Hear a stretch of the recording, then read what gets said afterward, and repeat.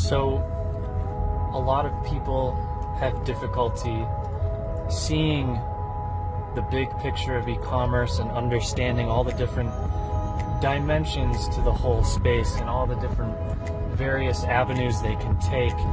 Is there a formula or a path that would give them the clarity they need to formulate a plan to get into e-commerce and how to approach it? Well, here's how I look at it is you want to find the path of least resistance. And I can tell you as an online marketer, the path of least resistance is to leverage somebody else's traffic first, hands down. Because to generate traffic on your own is a master skill set that can take many years to develop, many years to make it work and convert. And so if you can leverage someone else's traffic and they dish it up for you and you get to make a livelihood off of that, you go for it. That's why we are primarily Amazon centric, because it's the biggest driver of traffic right now. When you start as an entrepreneur, it behooves you to get into quick cash flow, for which then, by being able to get into quick cash flow, it does one main thing. It substantiates the reliability of that particular method. Instead of someone saying, you know what, you're going to need a really super fantastic mindset, because truth be told, this might take a year or longer. If at all possible, in whichever industry, your e-commerce, is to find one that gets you into quick cash flow. There's nothing like having proof of concept to where you get the green light goes off. And this is literally what happens with our students all the time. They make that first sale. Some people literally, the first day their product hits the Amazon warehouse. I'm talking within seconds. So cash flow is paramount because you get to prove the concept, and furthermore, you get to learn the fundamentals. So that's your foundation. And we divide up our back office, our courses, relative to these categories. So that's bucket number one, is you got to get that cash flow going, because now in your mind you go, oh man, this works. You got cash flow, proof of concept, you're learning the fundamentals. The next is you want to work towards building an asset-based business. And you're going, I don't even know what you're talking about, Ann. An asset is something that has value in the marketplace such that someone would actually pay you for it. A subscriber list is a highly, highly valuable asset.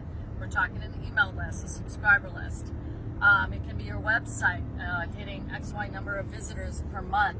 It's that private label, it's that trademark brand. These are assets in your business that when you can demonstrate that those create volume of sales that is documented, someone will pay you very good money for it. So let's think about it for a minute.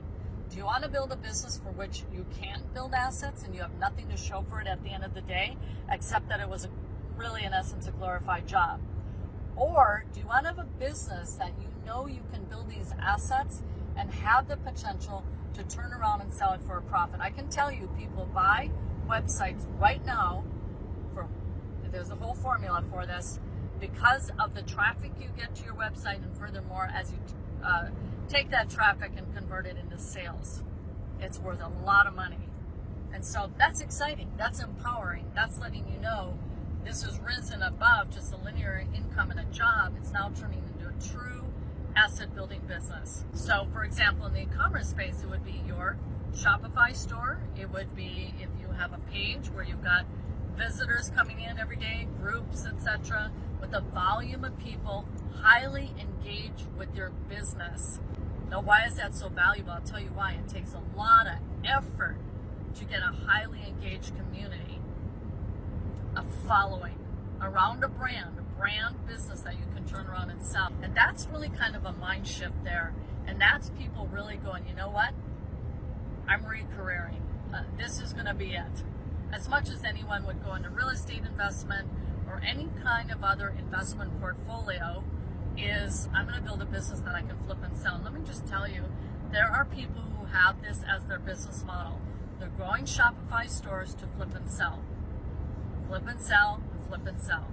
All right, so now I'm going to get to the last, and I will tell you with this last criteria or part of the journey as an e-commerce seller, I myself wouldn't even want to look at any kind of business model without this component, and that is systems.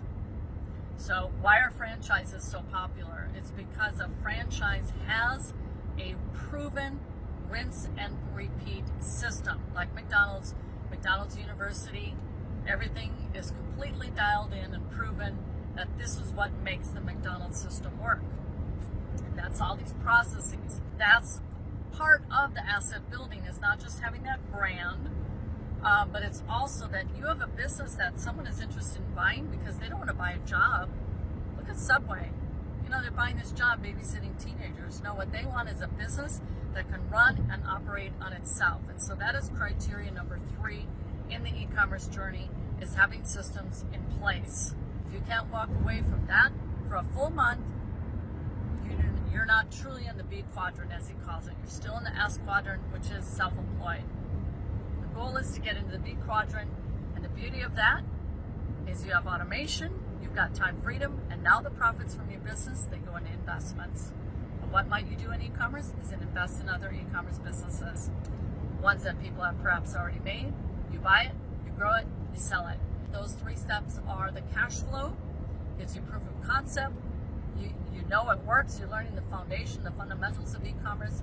Then you're going to step up into asset building, which is really empowering and exciting because now you're working to build and sell. And then lastly, systems, you have to have that, because people don't want to buy something that's just a mess of work. They want to see that you've got proven systems in place.